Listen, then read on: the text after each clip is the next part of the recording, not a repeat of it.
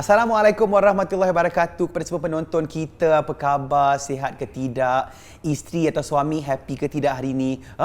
Ada bergaduh? Ada tersentak kat rumah? Astaghfirullahalazim. Tak apa. Biasalah tu masalah rumah tangga. Kadang-kadang macam tu lah kan.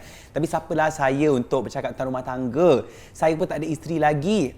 Bila nak dapat cari jodoh ni kan.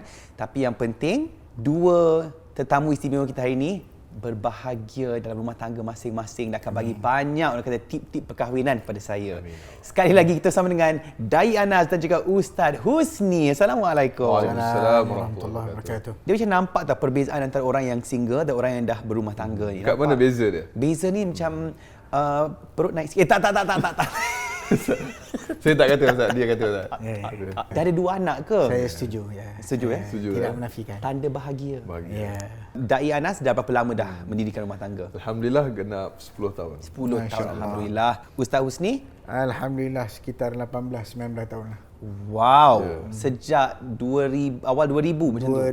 2007. Masya Allah. Tapi sekarang ni kan, topik perkahwinan ni pada setengah orang macam sensitif sangat. Betul. Pantang ditanya, bila nak kahwin? Pada orang macam, jangan tanya pasal kahwin. Saya tak ada keinginan untuk kahwin sekalipun. Itulah orang kata zaman moden ni kadang-kadang dah pemikiran macam tu kan. Yes. Tapi kita nak bercakap tentang statistik penceraian terlebih dahululah. Yeah. Sebab saya rasa statistiknya pun dah semakin membimbangkan.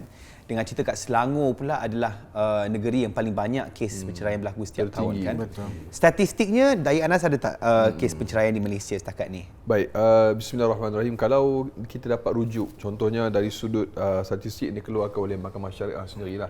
Contohnya di Kuala Lumpur, di Selangor, kita ambil yang statistik yang agak tinggi. Baik. Bukan tinggi macam mana, sebab dia banyak perpindahan dari masyarakat luar bandar yang duduk di Lembah Kelang kan. Jadi itu juga antara penyumbang Ustaz. Ramai juga yang kahwin dan ramai juga yang Allah Ta'ala uji dengan bahtera yang dibina itu berlaku kebobrokan. Saya guna istilah bobrok. Dahsyat. Macam perkataan apa tadi? Bobrok. Pinjaman dari kata Indonesia. Maksud bobrok tu? Kebobrokan, berantakan rumah tangga. Okey. Kalau tahun 2024 Ustaz dan juga Kenu, kalau kita tengok contoh Harian Metro, Berita Harian juga melaporkan statistik yang sama, yang mana sebanyak 60,457 kes perceraian daripada 190,304 perkahwinan yang direkodkan. Maknanya jumlah perkahwinan 190,000 lebih, perceraian berlaku 60,457 kes. Setahun? Allah. Maknanya dikumpulkan, yang mana statistik ini dilihat ada peningkatan 4.1%. Saya tak tahu lah, mungkin Ustaz Husni ada statistik lain yang kita boleh buat rujukan, tapi ini saya ambil daripada sumber Harian Metro dan juga Berita Harian. Yang mana ini adalah satu perkara yang sebenarnya membimbangkan. Orang anggap macam mungkinlah kot kahwin ni benda yang macam tak serius. Mungkin kita perlu melihat banyak faktor lah. Mungkin kalau Ustaz Husni boleh kongsikan juga, orang lama kan 18 tahun Ustaz. Kalau di Malaysia pula budaya kahwin dia pun lain. Kalau di Arab mungkin kahwin muda ke macam mana Ustaz? Ustaz kahwin di Madinah masa tu? Tak. Saya kahwin dah tua juga.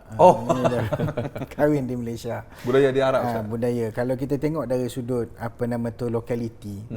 Setiap bangsa, setiap keturunan, setiap kita panggil generasi, dia mempunyai perbezaan lah. Tetapi rata-rata kalau di negara Timur Tengah, perkahwinan dan perceraian adalah perkara biasa. Mereka tidak melihat perceraian itu satu perkara yang bersifat orang kata nampak tabu ataupun tak. Dia tak tengok benda itu sebagai di negara Arab. Sebab bagi mereka perkahwinan dibenarkan Tuhan, perceraian juga dibenarkan Tuhan. Tetapi kenapa perkahwinan itu dibina dan kenapa perceraian itu juga tercetus? Di situ persoalannya. Sama ada berkahwin itu kerana redha Tuhan dan bercerai juga kerana menuntut redha Tuhan, ataupun sebaliknya. Maka kat sini kalau kita tengok siapa dari kalangan orang kaya ke, para alim ulama ke, berlaku perkahwinan dan perceraian. Ini benda biasa. Kalau di negara Arab, dia benda yang tidaklah pelik ataupun tidak hairan lah.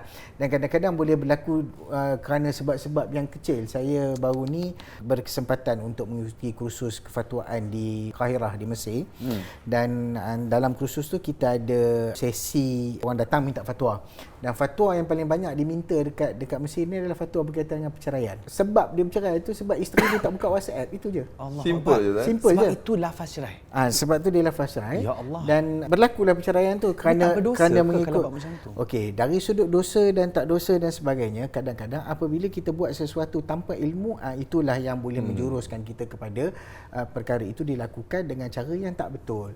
Maksudnya kenapa nak bercerai kerana hanya benda yang remeh, seolah-olah engkau tidak memahami maqasid ataupun objektif daripada perkahwinan, lantas engkau ataupun individu tersebut membatalkan sesuatu akad yang telah dimeterai atas nama Tuhan. Jadi benda ni bukanlah benda yang simple macam Naim sebut tadi. Ada orang nampak remeh, ada orang nampak perkahwinan ni sebagai satu benda. Malangnya dalam negara kita sudah terdapat stigma dan juga sudah ada kita panggil apa, salah faham yang menganggap okey, aku kahwin ni aku nak tutup kelemahan aku. Which is kalau yang lelaki minat kepada lelaki, contohnya Lavender marriage diorang panggil kan. Yes, lavender marriage. That's the wording I'm looking for. So, cakap umtih pula. Actually So, perkahwinan dia ada dah maksud-maksud yang bukan lagi murni sebagaimana yang diletakkan oleh syarak. So, niat tu dah salah. yes. Tapi saya terkejut sebenarnya. Saya ingatkan negara-negara Arab ni kan negara-negara Islam. Jadi ingatkan diorang lagi menjaga perkahwinan tu, macam pantang macam divorce. La, muskilah. Ingatkan macam tu kan. Lalu sallallahu alaihi Nabi. Sallallahu alaihi Nabi lah kan. Rupa-rupanya terbalik ya. Ya, sebab bila benda tu dah sering berlaku, dah jadi macam norma, jadi undang-undang tidaklah begitu ketat. Dari sudut perceraian dalam negara kita juga bukan sesuatu benda yang mudah sebenarnya. Kita perlu melafazkannya di hadapan qadi sebagainya, kalau tak boleh diputuskan bawa mahkamah. Tapi kalau macam di negara Timur Tengah, kes itu hanya dibawa kepada al-ma'dzun syar'i ataupun orang yang diberi izin untuk menikah kahwin cerai dan sebagainya, ataupun kepada pemberi-pemberi fatwa yang dilantik oleh pemerintah. Mereka ni akan tengok case by case. Kes tu akan datang dan mereka akan assess. Dan assessment yang dibuat tu saya tengok agak tara dan juga kalau boleh mereka tak nak perceraian itu berlaku. Di situ sempadannya apabila perceraian itu tidak dibenarkan secara mudah-mudah kecuali bila menepati syarat cukup rukun dan sebagainya. Sebab itulah perkahwinan tak dibuat main sebenarnya kan. Yes. Sebab itulah saya tak kahwin lagi, sebab saya tahu tanggungjawab sebagai seorang suami itu sangat besar. Itu alasannya, padahal sebenarnya sebab tak ada siapa yang minat kat saya lagi sebenarnya. Wallahu alam lah Jual kan. mahal sangat Zah. Dia takut sebab kena nama Keanu. Betul. Dia takut jadi John Wick 4. Dengar nama tu jadi John Wick Zah. John Wick 4. Sebab setiap kali saya nak berdampingan dengan wanita, dia kata ingatkan Keanu Reeves tak jadilah. Keanu Azman kan. Cancel. Refund balik katanya. Kena simpan rambut panjang sikit tu. Allahu Akbar. Punca utama perceraian ni I'm sure Dai dah kaji kan, dia macam-macam statistik kat sini kan. Jadi apa antara punca utama cerai ni berlaku? Tengok daripada latar belakang.